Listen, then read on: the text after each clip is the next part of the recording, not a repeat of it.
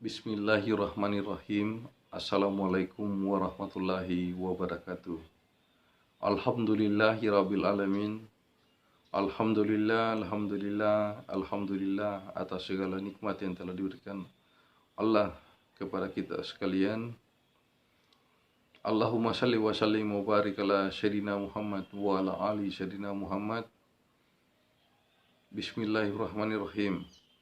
Saudaraku, semoga di bulan suci Ramadan ini kita tetap diberikan kesehatan dan kenikmatan, kesempatan untuk melakukan ibadah yang diperintah oleh Allah Subhanahu wa taala, serta melakukan perbuatan-perbuatan takwa, melaksanakan perintah dan menjauhi larangan Allah Subhanahu wa taala. Sebagaimana kita ketahui bahwa bulan suci Ramadan ini kita diwajibkan untuk beribadah puasa sebulan full. Perintah puasa ini tidak ditujukan kepada umat Islam saja, tapi diperintahkan kepada orang-orang yang beriman kepada Allah untuk wajib melaksanakan ibadah puasa di bulan suci Ramadan. Cuma kebetulannya adalah di rukun Islam yang ketiga, umat Islam diwajibkan untuk melaksanakan ibadah puasa di bulan suci Ramadan. Tapi perintah puasa tersebut adalah bukan hanya ditujukan kepada umat Islam, tetapi ditujukan kepada orang-orang yang beriman kepada Allah untuk melakukan ibadah puasa. Ibadah puasa itu adalah menahan haus dan lapar. Jadi kita diminta untuk meniru sifat Allah Subhanahu wa taala, yaitu sifat Allah yang tidak makan dan minum. Hendaknya itu untuk membakar atau menyucikan jiwa kita, menyucikan diri kita, karena hanya dengan puasalah hawa nafsu kita bisa kita kendalikan. Dengan cara itu bisa dikontrol. Mudah-mudahan keberkahan bulan suci Ramadan ini tetap berlanjut ke bulan-bulan berikutnya, sampai kita bertemu kembali bulan suci Ramadan. Kita mampu untuk menahan diri, menahan ego, menahan emosi, menahan keakuan diri, serta bisa merasakan apa yang dirasakan oleh saudara-saudara kita yang kebetulan tidak mampu. Itu ditandai dengan kewajiban kita untuk mengeluarkan zakat menjelang 1 Syawal. Saudaraku,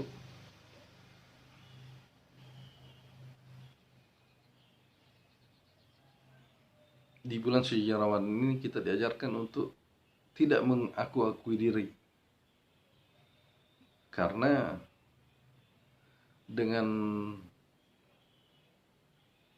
cara kita menahan lapar dan haus, maka kita bisa menyadari bahwa kita ini sebenarnya tidak mampu, tidak bisa melakukan apapun, tidak bisa melakukan sesuatu. Itu ditandai dengan kalimat la haula wala quwata illa billahil aliyil azim. Tidak ada daya dan upaya saya kecuali daya dan upayanya Allah Subhanahu wa taala. Yang pada hakikatnya adalah kalimat la haula wala quwata illa billah itu adalah bermakna saya tidak bisa, hanya Allah yang bisa. Banyak sekali ibadah-ibadah yang dapat kita laksanakan di bulan suci Ramadan ini. Namun ibadah yang terbaik bagi saya, menurut saya, di pemahaman saya, itu adalah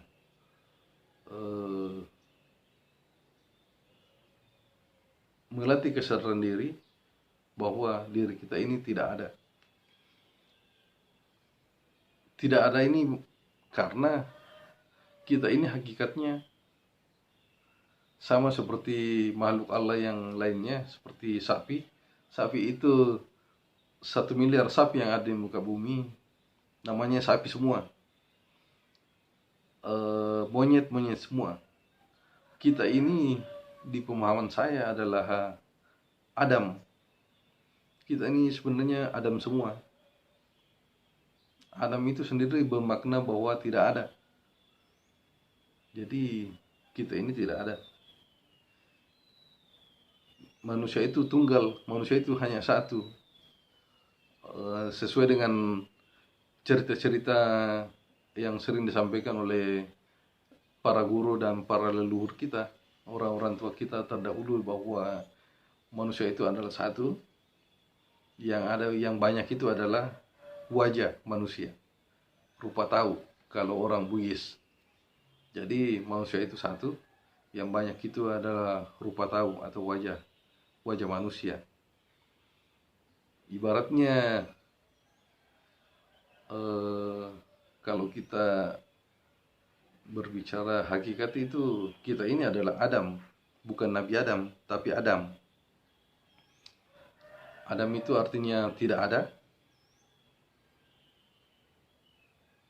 Jadi kita ini sesungguhnya adalah tidak ada. Sama dengan sifat Allah yang wujud, ada. Berarti yang ada itu hanya Allah, Allah saja yang ada. Di awal-awal penciptaan, proses penciptaan alam semesta dan isinya itu sering diceritakan oleh para guru, para orang-orang tua kita terdahulu. Dikatakan bahwa sebelum ini tidak ada, yang ada hanya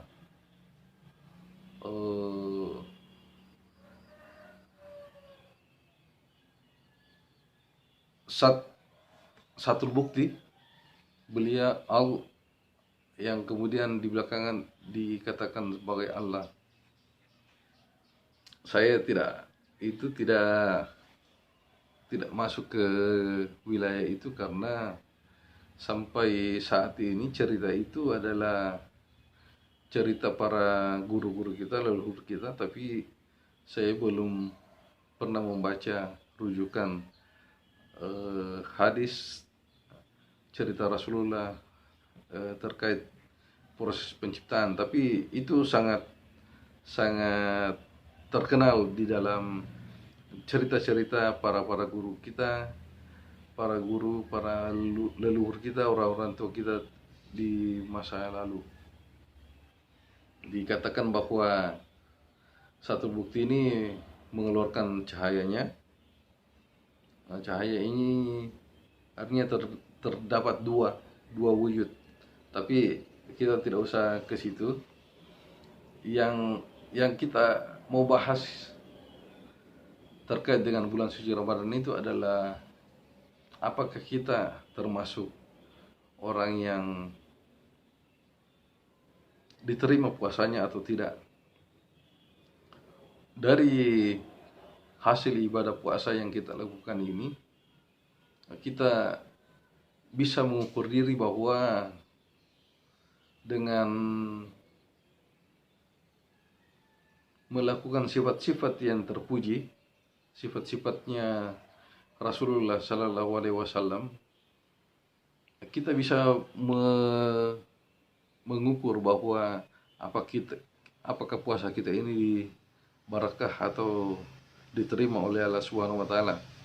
Nanti kedepannya kita akan lihat apakah perbuatan kita, sifat-sifat kita, tindakan kita itu adalah tindakan yang diridhoi, yang terpuji, ataukah tetap kembali ke perilaku yang sebelumnya, sebelum puasa, yaitu sifat-sifat yang tidak terpuji. Misalnya kita sebelum bulan suci Ramadan kita sering menzalimi orang lain. Terus kita di bulan suci Ramadan ini kita diberikan hidayah, diberikan kesadaran untuk tidak saling menyakiti sesama umat manusia, karena sebenarnya manusia itu adalah satu. Jadi eh, itu sudah digambarkan oleh ajaran Rasulullah Muhammad SAW bahwa sesama kaum muslimin itu bersaudara, bersatu, satu. Artinya kalau ada orang muslim satu yang disakiti, maka yang muslim lainnya juga harus merasa tersakiti juga. Kalau bahasa bahasa eh, bahasa kita sehari-hari di dalam persatuan itu adalah jiwa korsa. Artinya kalau ada yang satu yang disakiti, maka yang lainnya ikut merasa tersakiti dan eh, berada bersama-sama orang yang tersakiti tersebut. Jadi disitulah hakikat ajaran Islam, di mana kita harus sesama muslim harus bersaudara, wajib bersaudara, karena sesungguhnya ada hadis Rasulullah Muhammad SAW mengatakan bahwa bukan umatku bagi orang-orang yang tidak memperlakukan saudaranya sebagaimana dia memperlakukan dirinya sendiri. Artinya kalau dia sering menyakiti hati saudaranya, berarti bukan umat Rasulullah Muhammad SAW sebagaimana beliau sabdakan. Jadi pelajaran kita selama ini untuk senantiasa bertoleransi, berempati kepada saudara-saudara kita, itu sangat penting bagi penentuan nasib kita di akhir zaman. Karena yang selamat hanyalah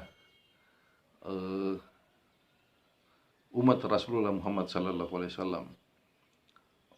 Ini umat ini orang Islam itu tidak mutlak sebagai umat Rasulullah Muhammad SAW, karena sudah diberikan garis bahwa bukan umatku orang-orang yang tidak memperlakukan orang lain seperti dia memperlakukan dirinya sendiri. Artinya Rasulullah menolak orang-orang yang berbuat zolim, seperti yang dilakukan oleh saudara-saudara kita yang mungkin di keyakinannya bahwa melakukan peledakan bom bunuh diri itu adalah sebuah ibadah, tapi mereka tidak menyadari mereka menyakiti orang lain,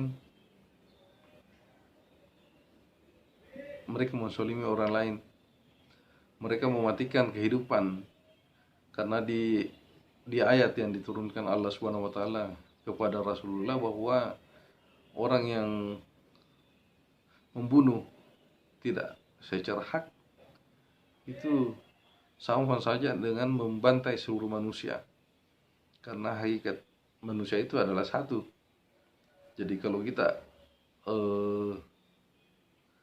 membunuh satu manusia tanpa hak,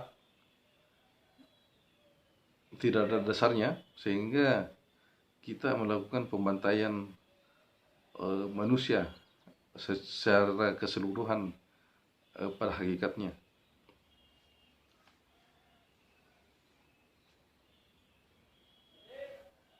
Jadi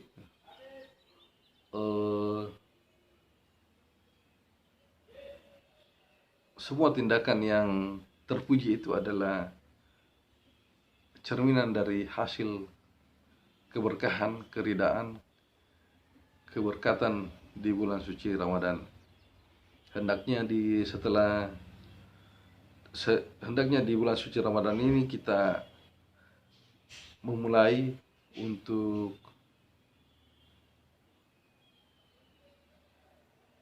untuk saling menyayangi, saling menghormati,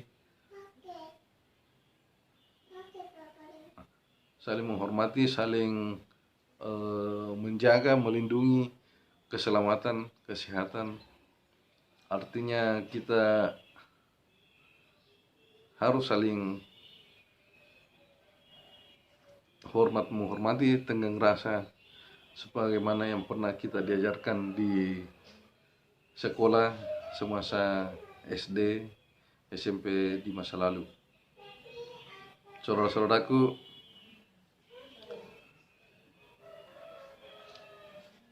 Tuhan itu tidak tidak tidak berada, tidak seperti yang digambarkan oleh sebagian saudara-saudara kita bahwa Allah itu ada di mana-mana.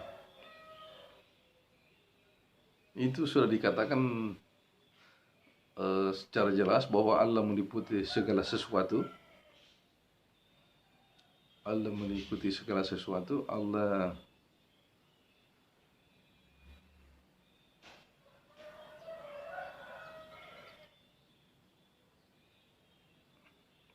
berada sangat dekat dengan urat leher kita.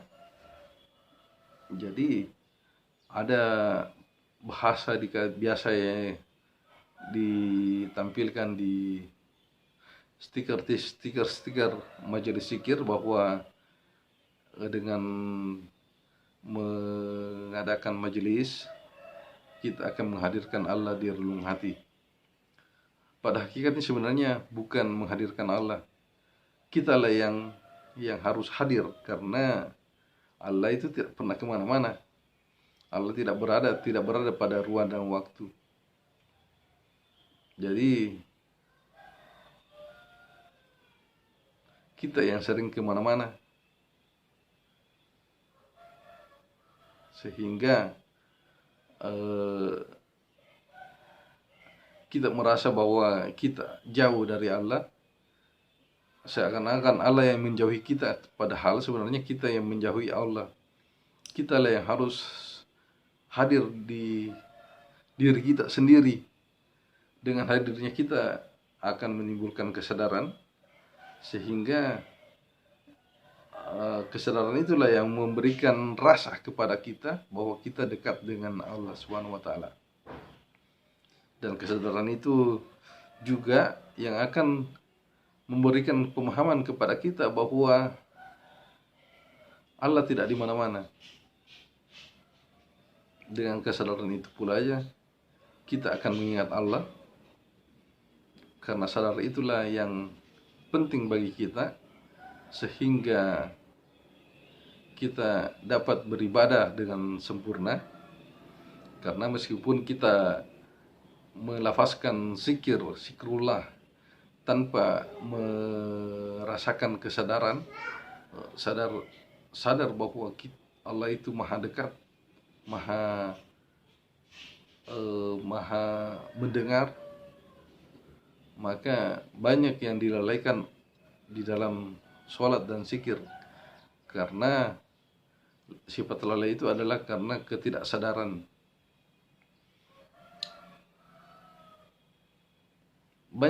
Banyak ibadah yang bisa menuntun kita untuk mengenal Allah. Ibadah itulah yang menjadi pegangan bagi kita untuk selalu berdoa, berharap untuk mengenal Allah. Sebagaimana contoh di saya, almarhum orang tua saya, dia mengajarkan sholat, memerintahkan sholat, mengajarkan dengan cara tidak pernah menyampaikan bilang ini sholatnya begini caranya begini, tapi beliau hanya melaksanakan sholat dengan baik. Sepanjang saya mengenal beliau, tidak pernah meninggalkan sholat tahajud. Itu adalah pelajaran dari beliau kepada saya, karena beliau memberikan contoh, tidak mengajarkan tapi memberikan contoh. Itulah yang saya pahami bahwa ini wajib kita laksanakan, karena ada juga bahasa sebelum saya berguru, ada bahasa bahwa pada saat sholat itu kita hilang, fana atau apa segala macam yang artinya kita sudah tidak merasakan diri, itu ditentang oleh orang-orang tua kita yang juga mendalami eh, Ma'rifatullah. Jadi jadi dengan pelajaran secara langsung itu saya memahami, diberikan pemahaman oleh Allah Subhanahu wa taala bahwa yang dibutuhkan itu adalah kesadaran diri.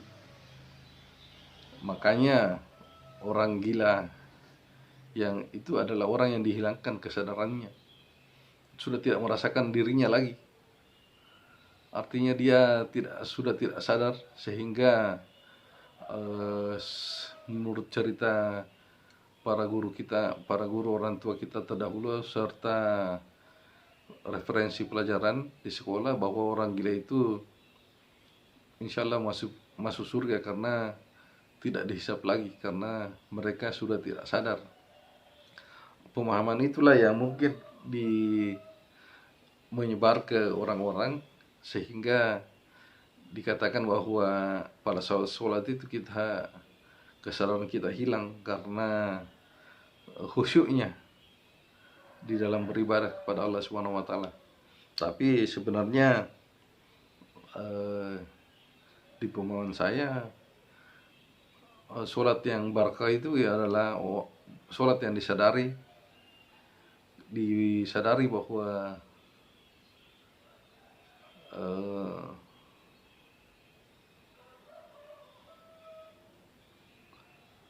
la haula wala quwata illa billahil aliyil azim. Jadi orang tua saya memberikan pesan untuk laksanakan sholat dengan baik saja, tidak usah belajar sana sini, karena insya Allah suatu hari nanti, suatu saat akan diberikan petunjuk sendiri oleh Allah Subhanahu wa taala. Dan alhamdulillah, semoga ini tidak keliru. Mudah-mudahan ini adalah taufik dan hidayah dari Allah Subhanahu wa taala, dan mungkin kedepannya bisa saja saudara-saudaraku memberikan masukan kepada saya, karena itu adalah salah satu perintah yang baik, sebagaimana diperintahkan untuk saling mengingatkan atau saling menasihati sesama umat Islam, sesama orang yang beriman kepada Allah Subhanahu wa taala, karena kita ini hendaknya harus selamat sama-sama, harus selamat, harus sama-sama kembali ke tempat asal, karena kita sadari bahwa tempat asal kita itu adalah surga. Jadi keberadaan kita di dunia ini adalah sebuah ujian, sebuah fase untuk saling mendukung, saling mengingatkan, saling menasihati, saling mempelajari, memberi pelajaran. Pokoknya kita saling mengingatkan, kita saling mendukung agar bisa sama-sama masuk surga. Tidak masuk surga itu bukan kita mensekat-sekat kepada umat manusia, karena pada hakikatnya seluruh manusia yang ada di muka bumi ini hakikatnya berasal dari surga, dari leluhur kita Nabi Adam Sallallahu Alaihi Wasallam dan Ibu Hawa. Mudah-mudahan melalui channel ini saudara-saudara yang menonton ini diberikan pemahaman, diberikan taufik dan hidayah, diberikan karunia cahaya, kelimpahan barokah, diberikan petunjuk, pemahaman untuk ma'rifatullah, sehingga dapat bersungguh-sungguh belajar atau mendalami ilmu hikmah. Semoga sebenarnya banyak hal yang ingin saya sampaikan. Di awal-awal tadi sebelumnya saya sudah rancang untuk menyampaikan sesuatu, tapi karena sampai detik ini tidak bisa saya ucapkan. Jadi hendaknya kita saudara-saudara yang melihat video ini bisa melihat pemikiran saya, bisa merasakan pemikiran saya bahwa Allah itu sangat dekat, Allah itu sangat nyata, wujud. Hanya Allah yang ada. Kita ini manusia tidak ada.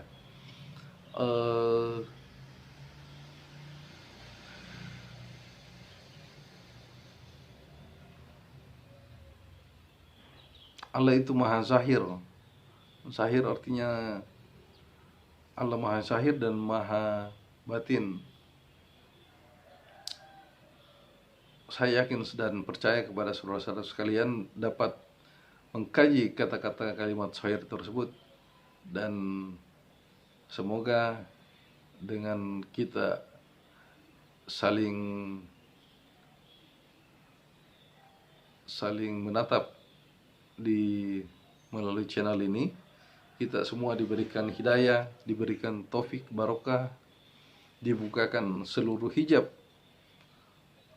serta diberikan pemahaman-pemahaman ilmu hikmah bagi sekalian saudara-saudaraku, karena sesungguhnya di dalam hati saya sangat berharap agar kita semua kembali ke tempat asal secara bersama-sama.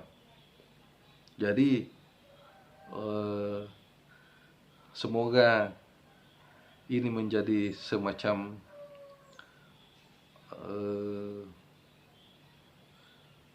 sarana untuk saling memahami, saling menasihati, saling mengingatkan, serta saling memberikan pelajaran kepada sesama umat manusia.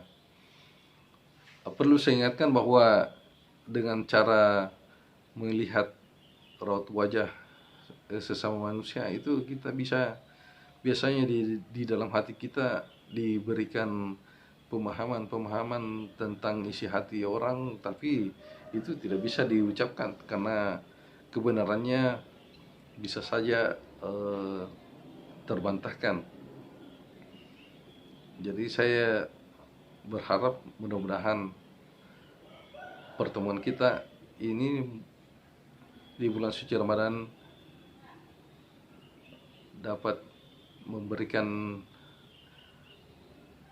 manfaat yang pada akhirnya sebenarnya manfaat itu datangnya dari Allah Subhanahu wa taala.